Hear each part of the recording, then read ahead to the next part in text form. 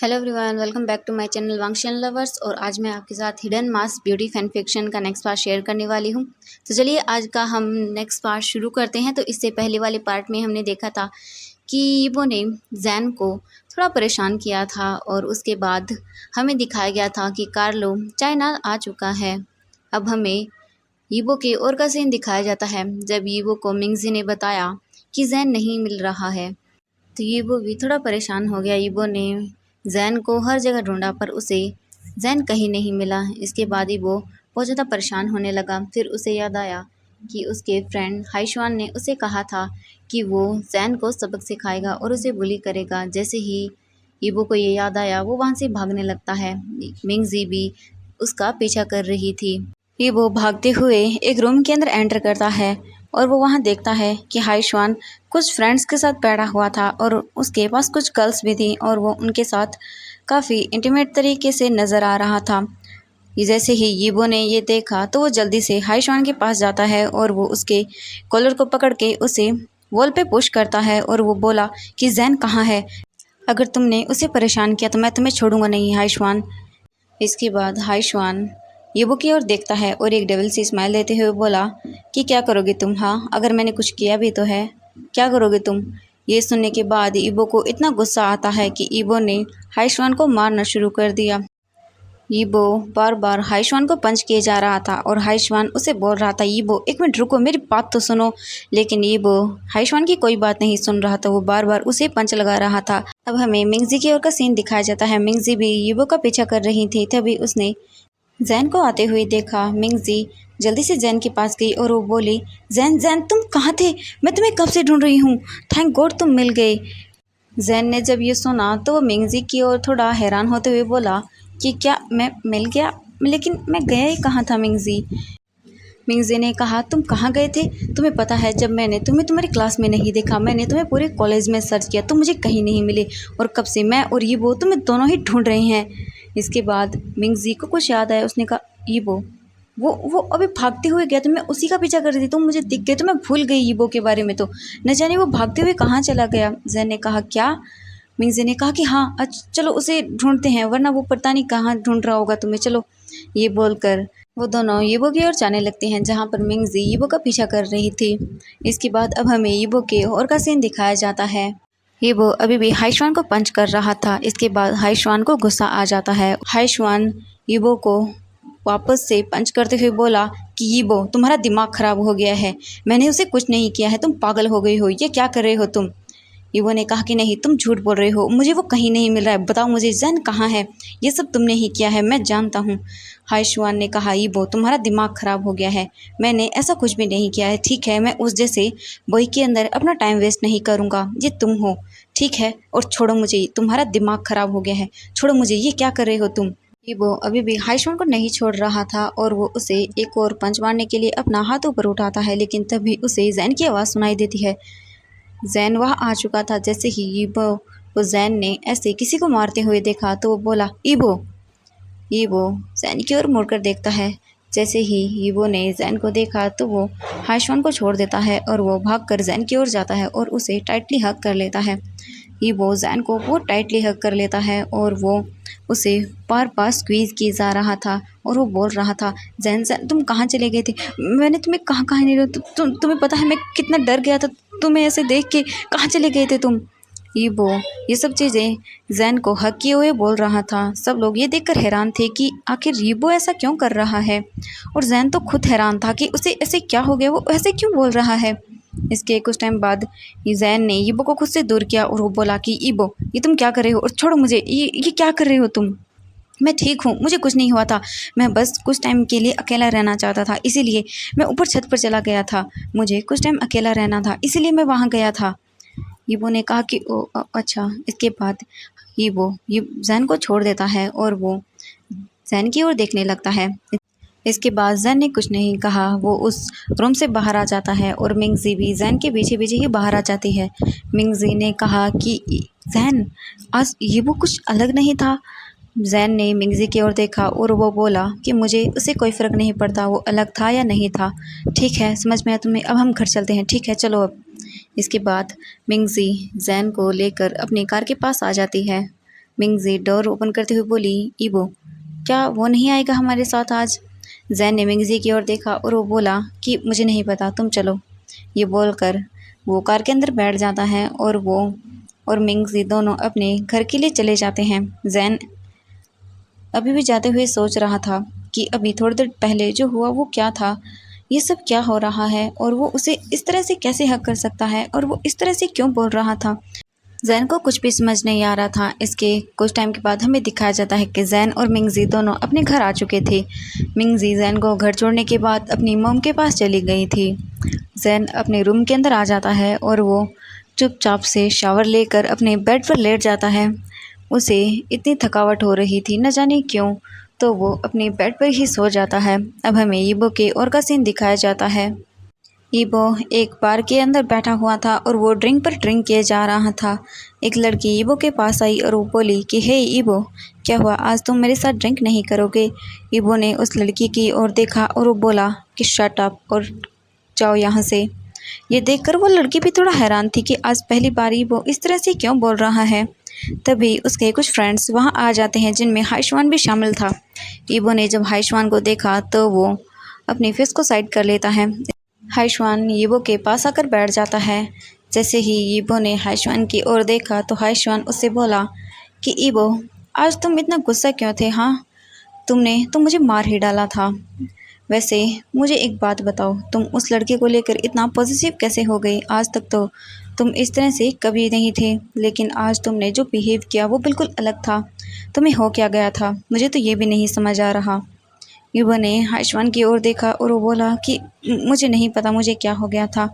मुझे आज एक अलग सा डर लगा, जैसे मैं किसी को खो दूंगा। ये डर मेरे अंदर पहली बार आया था। मैंने आज तक कभी किसी के लिए इस तरह से फील नहीं किया। मैं नहीं जानता कि मुझे क्या हो गया था उस वक्त। इसके बाद हाइशवान ने कहा कि ओह अच्छा, चलो कोई बात नहीं, हम ड्रिंक करते हैं। ये बोलकर हाइशवान, ईबो और उसके कुछ और फ्रेंड्स भी बहुत ही ज़्यादा ड्रिंक कर लेते हैं।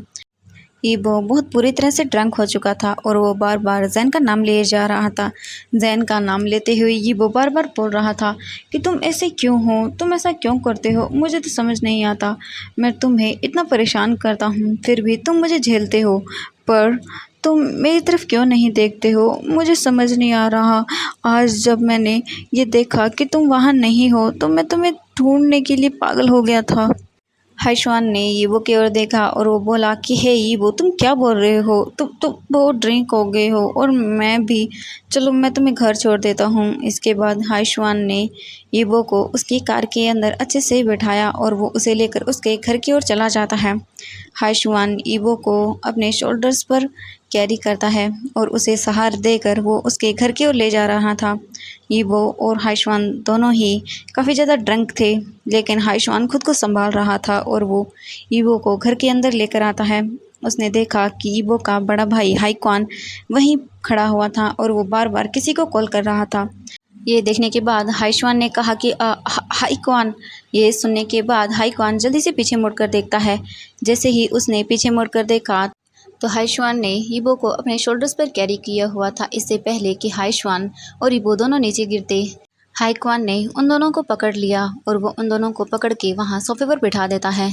सॉरी एवरीवन, यहाँ पर थोड़ा नाम के अंदर कन्फ्यूजन हो रही है। हाइक्वान और हाइशवान ये दोनों सेम ही नेम लगते हैं। जैसे मैं कभी कभी हो सकता है हाइक्वान की जगह हाइशवान और हाइशवान की जगह हाइक्वान बोल दूँ। आई एम रियली सॉरी, ये नाम सेम है। तो एक काम करती हूँ मैं ना, हाइक्वान को हाइक्वान ही बोलूँगी और हाइशवान को मैं ऐसे शुआन बोलूँगी, तो आप लोग समझ जाना कि कौन हाइक्वान है और कौन हाइशवान है। ओके, तो चलिए इसके आगे का हम शुरू करते हैं।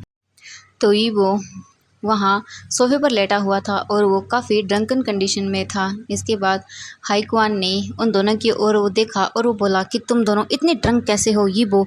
तुम कभी भी अपने आप को संभाल पाओगे या नहीं? तुमसे किसने कहा है इतनी बुरी तरह से ड्रंक होने के लिए? इसके बाद वो उन दोनों की ओर देखता है तो दोनों ही वहाँ सोफे पर गिर चुके थे।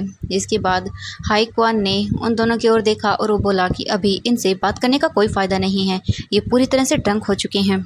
उसके बाद वो अपने एक सर्वेंट को बुलाता है और वो उसे बोल देता है कि जाओ गेस्ट रूम के अंदर लेकर सुला दो। जाओ इसे गेस्ट रूम के अंदर ले जाओ और उसे वहाँ जाकर सुला दो। इसके बाद सर्वेंट्स हाई श्वान को वहाँ से पिक करते हैं और वो उसे ले जाते हैं। इसके बाद हाई क्वान ने ईबो की ओर देखा जो वहाँ पर लेटा हुआ था। हाई क्वान ने ईबो को अपने शोल्डर्स पर कैरी किया और वो उसे वहाँ से ले जाता है। हाई क्वान ईबो को उसके रूम के अंदर ले आया, वो उसे अच्छे से बेड पर लेटाता है। जैसे ही हाई क्वान वहाँ से जाने लगता है, ईबो फिर से बोलने लगता है, जैन प्लीज़ मुझे छोड़कर मत जाओ। तो तुम कहाँ हो जैन? जैन प्लीज़ वापस आ जाओ।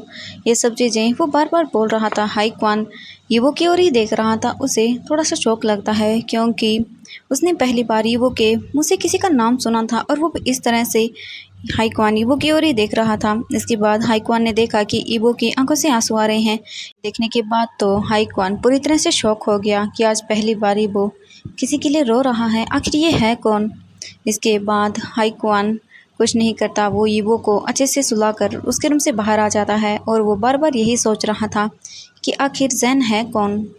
अब हमें मॉर्निंग का सीन दिखाया जाता है। मॉर्निंग के अंदर ईवो उठता है तो उसके सर के अंदर बहुत ज़्यादा दर्द हो रहा था और वो अपने सर को पकड़कर वहीं बैठ जाता है और वो बोला कि आप मेरे सर में इतना दर्द क्यों हो रहा है? क्या हुआ था? मुझे तो याद नहीं। मुझे तो इतना याद है मैं वहाँ तो ड्रिंक कर रहा था, मैं यहाँ कैसे आ गया? तभी उसे अपने रूम का डोर ओपन होने की आवाज़ सुनाई देती है। हाई क्वान ईवो के रूम के अंदर आता है और वो ईवो की ओर देखते हुए बोला, तुम्हारा हैंगओवर उतर गया या थोड़ा और बाकी है? ईवो ने अपने ब्रदर की ओर देखा और वो बोला कि ब्रदर आप तो क्या आप मुझे रात को लेकर आए? हाई क्वान ने कहा कि नहीं, मैं तुम्हें यहाँ नहीं लेकर आया। तुम्हारा दोस्त हाई श्वान यहाँ तुम्हें लेकर आया था। ठीक है, वो भी तुम्हारी तरह पूरी तरह ड्रंक था। इसके बाद ईबो ने कहा, क्या शुआन मुझे यहाँ लेकर आया?